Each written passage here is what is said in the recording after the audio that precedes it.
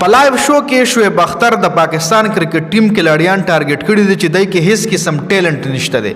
دا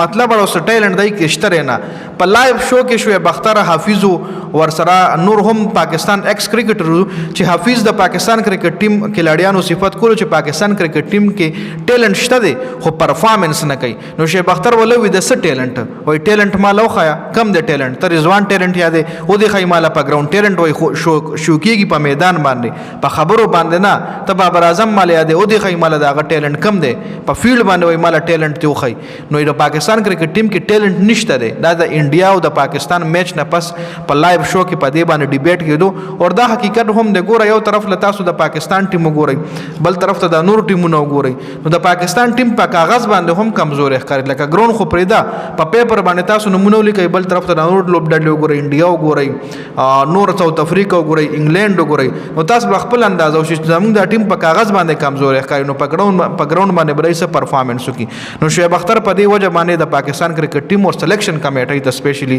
ډیر زیات غوسه دی